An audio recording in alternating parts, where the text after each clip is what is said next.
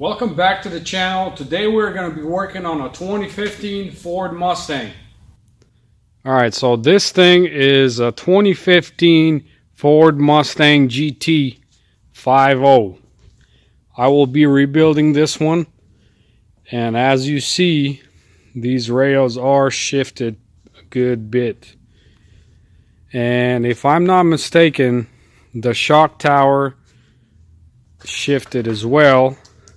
I had this extra this bar, and this bar is not bent, so I went ahead and tested it, test fit, and the shock tower is shifted a good bit right there. Basically, these bolts were supposed to go in here, and as you see right here, you can see all this. Basically, I mean, it all has to come this way, and the shock tower will go back in its place. But other than that, I mean, looking around the whole car, I don't see any other damage. This thing is pretty clean. It's a 2015 with 37,000 miles, I believe. It is a 6-speed manual. This thing is pretty nice.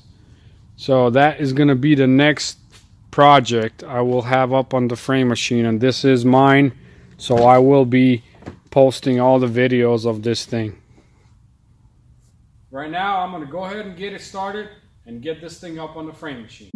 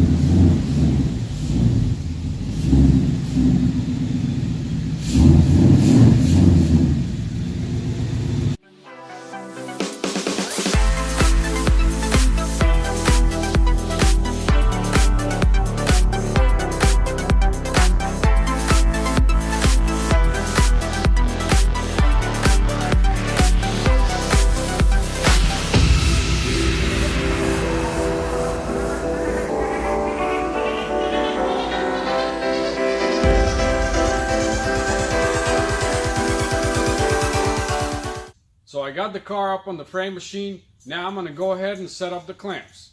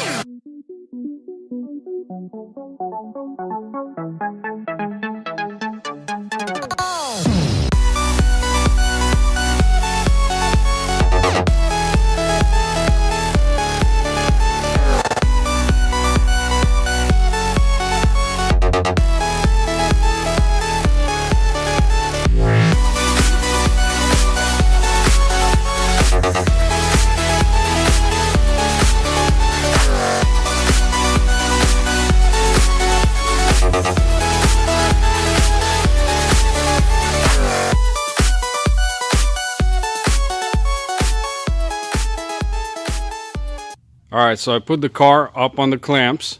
I want to show you guys a little bit better look of the damage. Here's this side.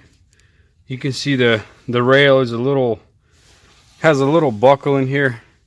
But I am assuming once I pull it back, that buckle should come back out. If not, I'll have to probably cut it out like that, straighten it out, and then weld it back on there. And on this side, other than that, this side looks pretty good. And this side is a little bit more damage. I don't know if you guys can see it in there or not, but there's two buckles. And I might have to cut that out and straighten it out. And this shock tower is shifted like I was showing you guys earlier. And because of the shock tower being shifted, the wheel is sitting in like that. You probably can't tell right now, but when I am getting the car up on the frame machine, you can see it. So yeah, check that out. And I am hoping that once I pull this shock tower back, the suspension will go back in its place. If not, then most likely the shock is bent. I'm hoping that's not the issue here. Alright, so I don't know how good it's showing up on the camera, but this frame rail right here is sitting a lot higher than the left side. So when I'll be pulling it, I have to pull it down and to the right, and I will have to put the reinforcement bar on there and pull them both at the same time. That'll be the easiest way to do it. Now I'm going to go ahead and show you guys some of the parts that were on here of the damage, and then I'll show you guys the new parts that I got. Alright, so we're going to start off with the hood. Basically, when I was bidding on this car, the damage did not look as bad as it is right now. I mean, that's pretty normal when you're bidding on cars off the auction. So the hood has some damage there, and in this corner right here, I was hoping that the passenger side wasn't hit at all, but I did have to get a new fender and a bunch of other stuff. And here is the fender. This is the driver's side fender. This thing is pretty damaged right here, and the passenger side fender is damaged right there, which is not really fixable. It's not worth wasting my time on it. Also, here's the crash bar. This thing is probably usable, but I went ahead and got a new one because I kind of like my stuff to be done right. So yeah, and also here's the bumper cover. Oh, and I got a new rim because the old rim it has a little bend or crack, whatever you want to call it. I'm going to show you guys in a little bit. The bumper right here is torn off. I'm going to throw a picture up on the screen of the damage when I was bidding on the car. And the intake is messed up as well. Has a little crack. Let's see if I can find it.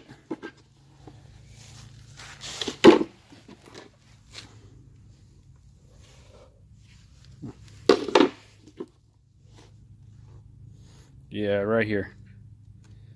There's a little crack right here, so I'll just give me a new intake. And radiator support. I mean, this thing it doesn't look messed up, but it is. It's like shaped very weird. Anyway, these parts were very hard to find. Mustang parts are pretty expensive, and they are pretty hard to find. So for some of these parts I had to drive pretty far, but for some of these I got a pretty good deal. I got an original right fender here. I got a pretty good deal on that one, and this is a fender from the dealer. Then I got a radiator support. I went ahead and got 2 rails. The main reason why I got these rails is because of these brackets right here, because the dealer doesn't sell them in one piece. You have to order them separate. They're pretty expensive, so I just went ahead and got the whole rail assembly. well, just cut right there. And I got some hinges. Here's the crash bar, and here's the hood. These hoods are very pricey. If any one of you guys were fixing a Mustang, you should know they run about, if it's complete like this, about $500–600. And this one, I got it off Facebook for $50. It's in mint condition. Yeah, pretty good deal. And here's the rim that I was talking about right here. It may be fixable, maybe not. I just went ahead and ordered a new one. They're not that pricey. It's about $160 with the tire. So that's a pretty good price. Also, here's a new bumper. It's OEM bumper complete. I drove 3 hours each way for this thing, and I got a steal on this bumper. I got it for $150. And once again, these things are worth anywhere from $400 to like $800. So I got a pretty good deal on it. Alright guys, that is going to be it for today's video. In the next video, I'll be doing the framework on the Mustang. If you're enjoying my channel, please make sure you hit that subscribe button and that like button. And also, drop a comment down below. What do you think about my channel so far? And make sure you turn on that post notification button. That way you don't miss any future builds. Thanks for watching. I'll see you guys in the next video.